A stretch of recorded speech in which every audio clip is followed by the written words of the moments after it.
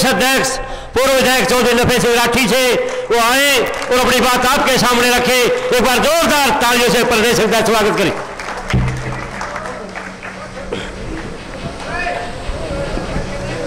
Indian national Lokdal party के प्रधान महासचिव और हरियाणा के भावी मुख्यमंत्री चौधरी अभय सिंह चौटाला जी, पार्टी के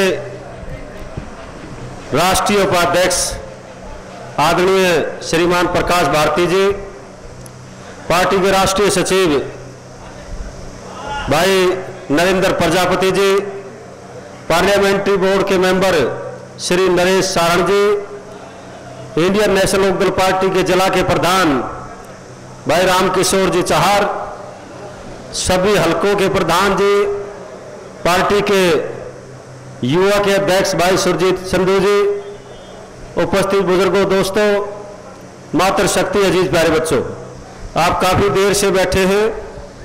मैं आपके और नेताजी के बीच में ज्यादा समय नहीं लूंगा।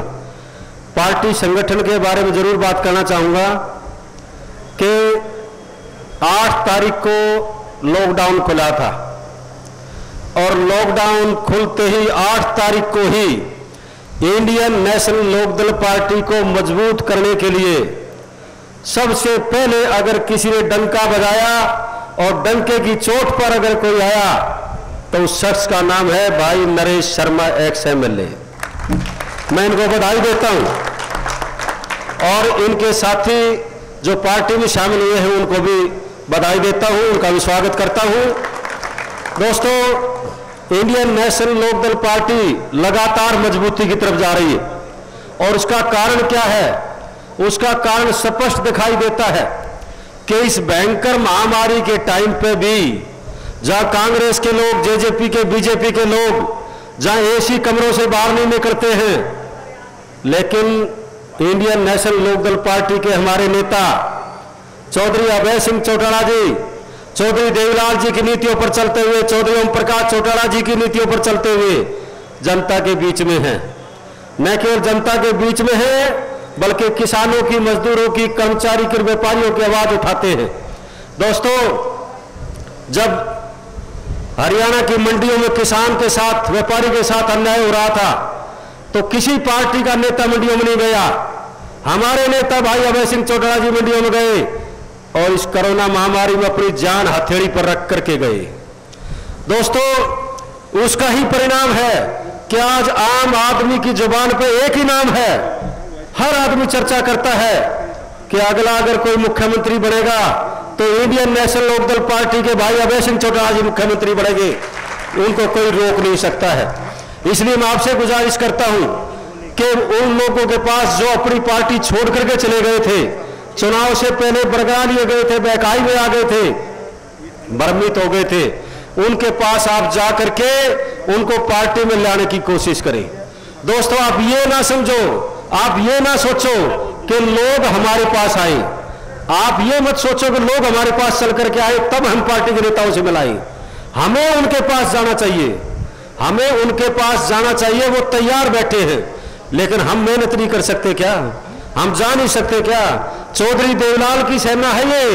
चौधरी देवीलाल जी अगर कोई नाराज होकर के चला जाता था तो अगले ही दिन उनके घर पे चले जाया करते थे और जाकर के कहते थे क्यों नाराज हो गया, चल मेरे साथ, और गाड़ी में उठा के ले आया करते थे, लाया करते ना। तो फिर उन्हीं की नीतियों पर चलो और उन लोगों को उनके घर पे जाके मना करके इंडियन नेशनल लोकदल पार्टी में वापसी लाने का काम करो। वो तैयार हैं, बशर्ते आप जाकर के उनको कहो, उनसे रिक्वेस्ट करो। दोस्तों, इंडियन नेशनल लोकदल पार्टी के नेता जहां चौधरी देवीलाल जी ने जो नीतियां बनाई, उन नीतियों की बदौलत आज पूरे हिंदुस्तान में उन्हीं नीतियों को नाम बदल करके लागू किया गया। चाहे वो मनरेगा वाली स्कीम है, ये बुजुर्ग बैठे इनको तो ध्यान है। चौधरी देवीलाल ने 1977 में जब पहली बार मुख्यमंत्री बने, उसके बाद एक फ्लड आया था और उस फ्लड में बहुत से गांव में पानी भर गया था, बहुत से गांव में फ्लड से बहुत भारी नुकसान हुआ था। और चौधरी देवीलाल ने उसी टाइम पे घोषणा की थी कि हम हर गांव में रिंग बांध बनाने का काम करेंगे। और जब रिंग बांध बनाए गए तो एक स्कीम बनाई थी जो हिंदुस्तान के किसी प्रांत में नहीं थी, और वो स्कीम क्या थी? फूड फॉर वर्क, काम के बदले अनाज की स्कीम थी। ये पिछली सरकारों ने उसका नाम बदल करके मनरेगा कर दिया, लेकिन स्कीम चौधरी देवीलाल की थी। दोस्तों, आपको ध्यान होगा जब चौधरी देवीलाल जी 1985 में संघर्ष कर रहे थे, उस टाइम पे चौधरी बंसीलाल जी 1986 में मुख्यमंत्री बने थे, और उस टाइम पे चौधरी देवीलाल जी ने कहा था बूढ़े मर मत जाइए, तेरी पेंशन करूंगा। तो उस समय के मुख्यमंत्री कहा करते पेंशन का कोई कानून नहीं है, पेंशन का कानून होता तो मैं ही बना देता, चौधरी देवीलाल का नंबर नहीं आने देता।